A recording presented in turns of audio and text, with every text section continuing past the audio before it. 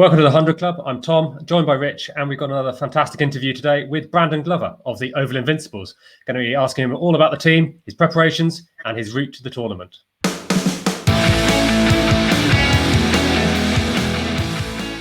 Hi guys, how's it going? Hi Brandon, how are you? Yeah, really well, thanks. Yeah, thanks for having me on. No, our pleasure, absolutely. I'm just going to change the angle slightly so people can look at you rather than my ugly face. One moment, there you go. Thanks for joining us today. We are clearly just fans of the 100 and we're getting into it, but we've loved cricket for a long time. But for someone who maybe hasn't been following cricket for a long time, who's getting into it because of the tournament, how would you sort of describe yourself as a player? What are your strengths? So I'm like a fast bowler. For those which don't know, it's guys which can bowl like 85 into the 90s, I'd say. Not much of a batsman as much as I'd like to say I am. But yeah, definitely main role bowler, opening the bowling, try to take the new ball kind of stuff. Yeah, that's me in summary, I'd say.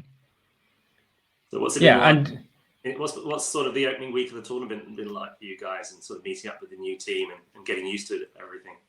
Yeah, it's been real cool. It was quite intimidating for me. I didn't know many of the guys, obviously just joining the county circuit last year. So to be around this caliber of players and everything and walking into the change room and being like, whoa, it was pretty cool. But the guys are they're super lads. They're very welcoming as well. So that was all very nice for me. And then, yeah, getting into the spirit of the 100 and all that, it's crazy. It seems like it's a really big tournament. And then that first game at the Kia Oval was just insane. Like packed house, loud music bashing everywhere. So yeah, what an experience. And I think it's going to go from strength to strength as well. Yeah, it's been quite a change to cricket's image, I think, quite a new tournament for everyone. But you've not been a professional cricketer for so long, so you're a Northants contracted player. But what's your sort of journey towards the 100 been like? Yeah, it's been an interesting one. So I started out playing my cricket in South Africa while at uni, playing some first class stuff over there. Then got a call from the Netherlands because I'm half Dutch. I've got my Dutch passport. Played international for them in 2019, had a good run. Northamptonshire got hold of me and they said, we'd like to bring you over here to play in the UK. So I was like, what an opportunity, had to do it. And then last year, obviously, was a bit of an up and down year with COVID and whatnot. So I didn't get full quota of games, but had a decent blast, bowled quickly, I guess. And then, yeah, had the draft this year. I think it was in March, around there. And I wasn't expecting anything, and my agent got on the phone to me and he said, well, we've got some interest from one or two teams, so it's looking good for you to get in the 100. I was like, wow, okay, well, that's pretty epic. And yeah, fortunately got the contract. So yeah, that's my route. Been all over the place really, but I'm glad to be here. I like how you describe it very modestly as a good run. I think you had, 28 wickets in the calendar year in 2019 from the Netherlands, which I think is joint second most for wickets in a year. Really, yeah, it was something like that. It was good. Yeah, I'd say that. I don't quite know how many wickets, but yeah, it went well. So that's it. You look around the tournament. I mean, you're with Oval. You've got Fred Klaassen up at Manchester. Tim van der Gutten is at the Rockets as well. Yeah. I think. So pretty good pace attack then for the Dutch coming up in the T20 World Cup later this year, I guess. Yeah, that's definitely one of our strengths with the Dutch. We've got a good fast bowling contingent. We've also got Shane Snater as well. And then a good few batsmen like Roelof van der Merwe, Tendo's around as well. So yeah, very good team. 2019, we sort of showed what we could do by winning that qualifying tournament. And then, yeah, the guys are scattered around the county circuit, so top quality players. So it will be a good tournament coming up to that, I reckon. Yeah, we've had a chat to a few players, and there's quite clearly some joy to be had in sort of for bowlers dismissing their mate to a batters and vice versa, smash them around. So have you got your eye on anyone in particular? I actually had this question last year, and I said Roelof van der Merwe, and then I got him in a 4-day game against Somerset, so that provided some joy. I don't think he enjoyed it so much, but yeah, it's definitely, you always have a target on each other when you play your mates, kind of thing, to get the wood over them. As it stands, I'd like to get Tendo as well, but that would have to be in the county stuff. But yeah, it's sort of whenever. I think the funny thing would be if I had to play against a bowler like Freddie Klaassen, me and him always have a jab at each other for our batting. So it's always nice to dismiss a fellow bowler who tries to bat. That's always fun. So yeah, sorry, Tom. When you joined up with the squad, did you have a sit down with Tom Moody, and did he talk through kind of his expectations of you and what he sees your role in the squad being? Yeah, I think when I signed, we had a call before the tournament even started, kind of thing. And he said, obviously, I'm young, so mainly to learn is a good thing for me. But then to come and bring in some pace, be that the strike bowler, that's sort of my role here, and just take the opportunity when I get it. So we've got a very good bowling attack here. So there's always going to be good competition and whatnot. So it's just about if and when I get that chance, he said, I just need to take it with both hands. So yeah, looking forward to that. We'll just carry on training, hopefully get a few more games without the weather hindering us too much. and yeah, just seeing how that goes. But yeah, definitely to bring some pace, bring some aggression, and that's sort of my role pretty much wherever I go. So it's quite simple, straightforward for me. Yeah, we've seen the value of really fast bowling clearly in the tournament so far. Marshall de Lange taking 8 wickets so far.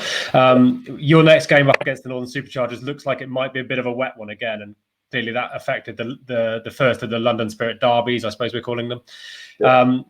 But we're going to see some squad changes coming up. With some of the England players now going out into the Test setup. So we've got to be hopeful, right, that you're going to get some good game time coming up.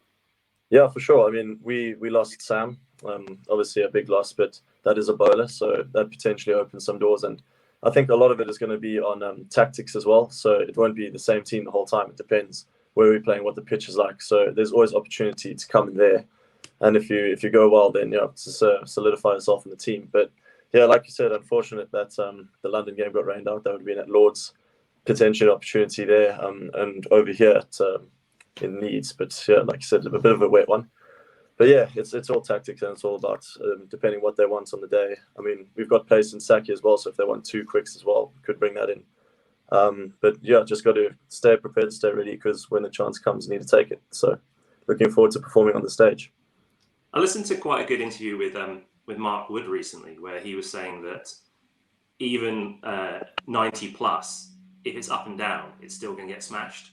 And he was just sort of talking about the role of how important variation is, and kind of moving the ball off the straight, etc. So, are you working pretty hard on your variations in the nets and trying to sort of develop different sort of strings to your bow?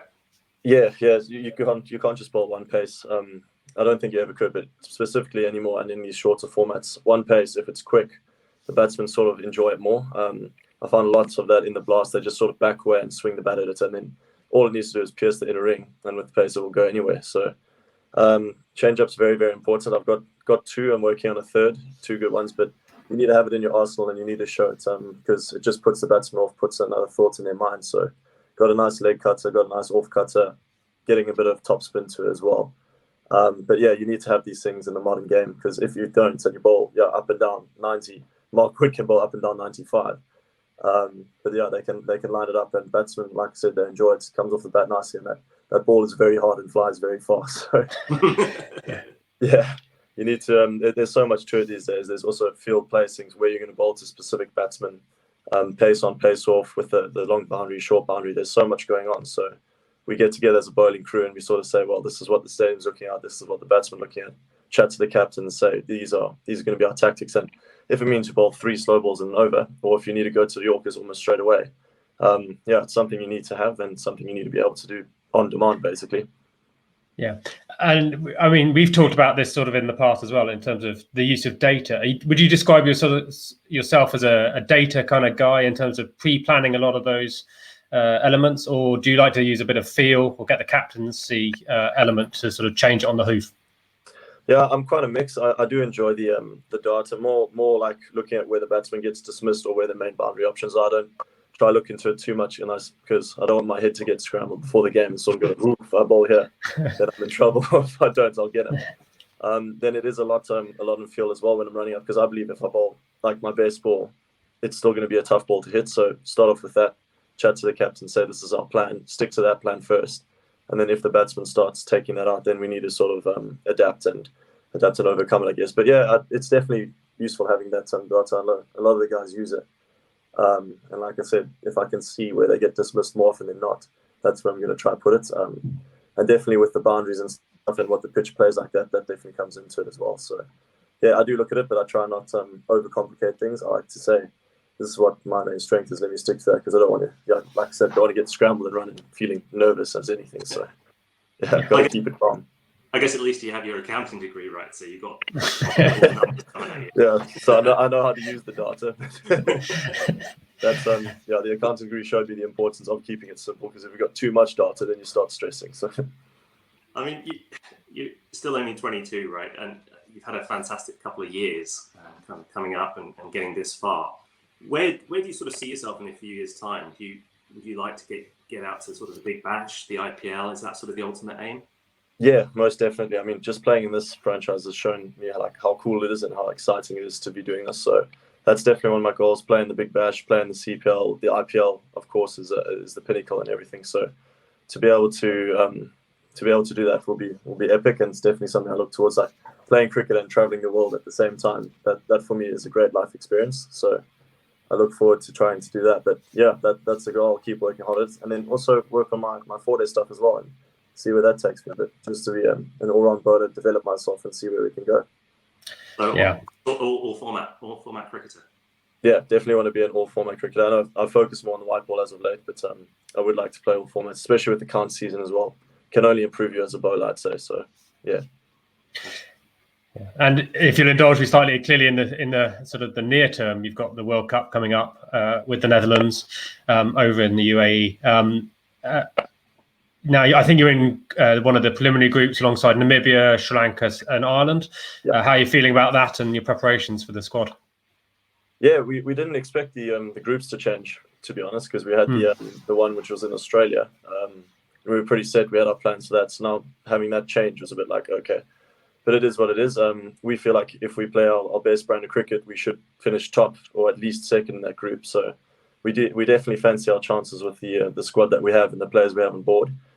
And yeah, like it's back in the UAE, and we had a good qualifier there, so we sort of know how the pitches play and the stadiums are and everything. And yeah, we're looking forward to it. We definitely back ourselves, and we'd like to showcase what Dutch cricket is to the world, and hopefully get through to the main yards. Yeah, I think the growth of cricket across Europe is something we've kept an eye on. It's coming, and the 100 is just part of it. So I think we applaud that side of what the Netherlands is doing. Brilliant. Brandon, thank you very much for joining us today. Fascinating insight, and we wish you all the best, firstly for your own cricket, but also the weather. Hopefully we get some games in very soon. Yeah, my pleasure. Thank you very much for having me on board. It was a lot of fun. No worries, guys. If you enjoyed that, then let us know with a like. That'd be much appreciated. Put some questions down below. All appreciated. We'll catch you next time on the 100 Club.